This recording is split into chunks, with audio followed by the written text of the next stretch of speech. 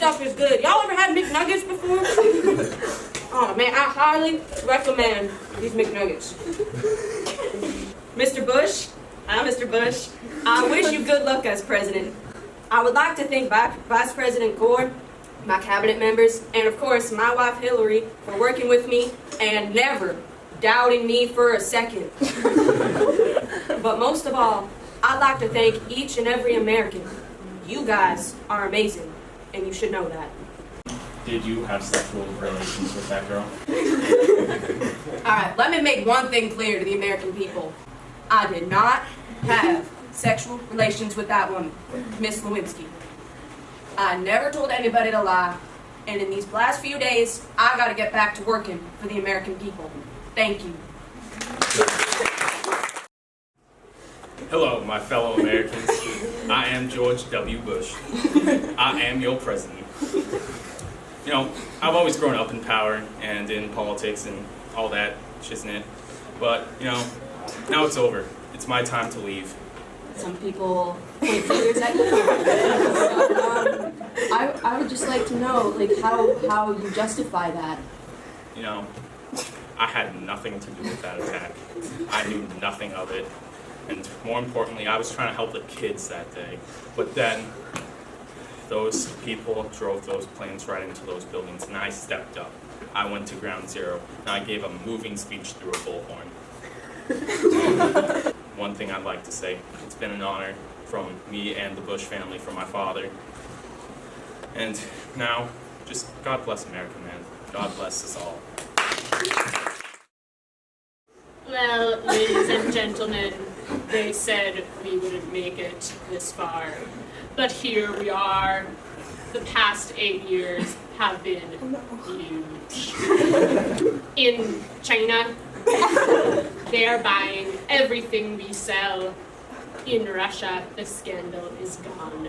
In Mexico, they're not coming here anymore. We won bigly in World War III because our military is the best military. I'd like to thank my wonderful First Lady Ivanka. Oh, sorry, I mean Melania. I'd also like to thank my wonderful administration. There have been a lot of changes over the past 8 years. Thank you for standing by my side throughout the fake news' scandals. Mr. President? Yes. Mr. President. Wait, where are you from? ABC. Okay, ask. How do you feel that America's role in the world has changed during your time as president? America is the greatest because I made it that way.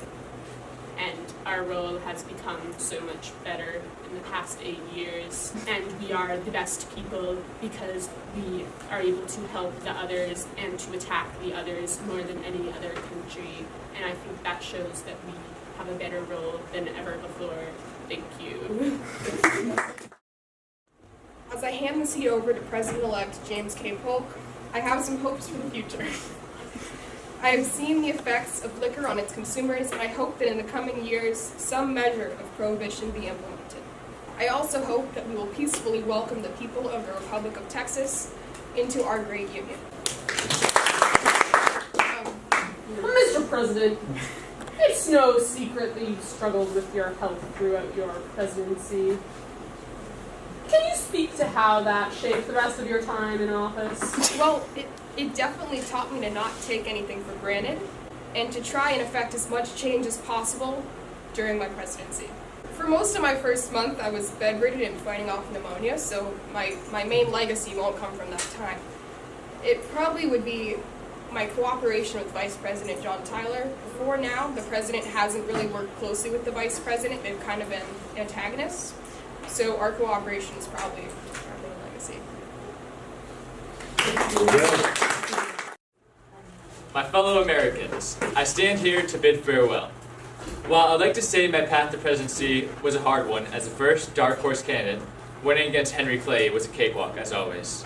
Comrades, a promise was made to reestablish the independent treasury system.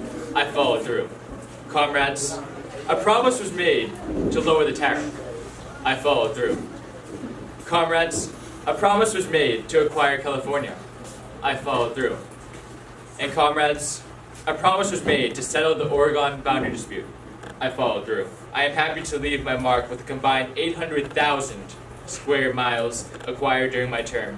I hope we do great things with this vast new frontier. Had Kennedy lived, I am sure he would have continued the growth of our nation. But alas, Kennedy's death, though saddening, brought us together as a nation, making us stronger than we had ever been before. Now, I am aware that as I stand here today, I am no longer your favorite person, and as I step down from the presidency, you are probably all relieved to see me go. It has been a tough few years, but I urge you to continue the progress that has been made under the next president-elect, President Nixon. I hope that you give understanding to the next administration, and I pray that our country will continue to grow in the next years. Thank you. It saddens me to step down from this position as president, but it also relieves me from my worries, as I believe I was not completely suited for this role. Most of all, I am proud of my dollar diplomacy. All of this is what I wish to be remembered by as president, and I hope that my successor can continue my work, specifically with foreign trade. It's been the honor of my life to serve you as president for the past 8 years, and I'm overjoyed to be standing in front of you today to grace the nation with my last speech from this podium. I'm overjoyed in my spirit because I know I am leaving the nation in a good state. For any group that has felt marginalized, ignored, and mistreated by the administration, from the deepest part of my heart, I would like to apologize on behalf of the administration.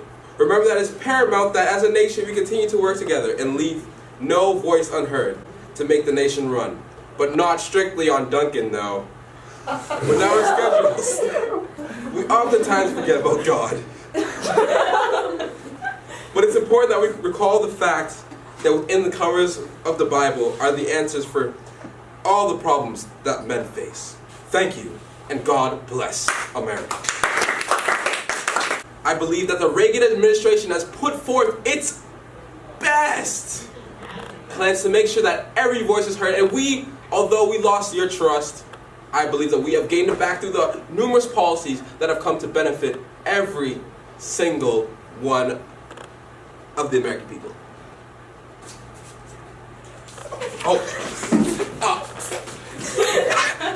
An issue of national security has come up. I'm sorry. Hopefully Gorbachev doesn't bomb America. I regret to inform you that I will no longer be president. However, I am proud of the country that we live in and how we have come together during my presidency. I would like to thank my wife, Jackie, for everything. The country has faced some hardships, but we've overcome them and developed outstanding relationships, not only internationally, but also domestically. I also signed the Equal Pay Act of 1963 to try and close the gender gap between salaries. Hey, Johnny. Hi, Robert. Marilyn's on the phone. She wants to know if she can come over for a dinner Saturday night at like 12:30. Oh, no. Tell her no. I don't know Marilyn. She's very insistent. Oh, no. So yeah, press, I'm back. I have a question from Green Shirt over there. Yeah. Thank you. Ronald, you don't mind me calling you Ronald. Oh, no problem, because I am a man of the people. I've heard that. Can you please explain why during your presidency, despite your Just Say No to Drugs campaign, the crack epidemic seemed to increase in our nation's cities? See, the government can only do so much. You know, we can put aid into these places. Nothing's going to change. But I hope that the new president will continue the Just Say No to Drugs campaign, and hopefully more change will happen. But I do tell you, the Just Say No campaign has made tremendous strides, and it is only through more aid and more work done by our next President Bush that the crack epidemic will see decreases. Yes, Chief of Staff has asked me a question. Sorry, but, did you say you were making aid to the crack epidemic, or were you making AIDS to the crack epidemic? Now, I don't really understand your question. Are you asking, did I help the AIDS? What did I do for the AIDS epidemic? AIDS. Is that what you're talking about? What about AIDS? Like... AIDS. Yes, as I said in my farewell address to the nation, I am sorry if any group felt marginalized ignored, and rejected. What? What? That's legit. Can I finish? But I believe that this is a nation under God. And with God, all problems will be solved.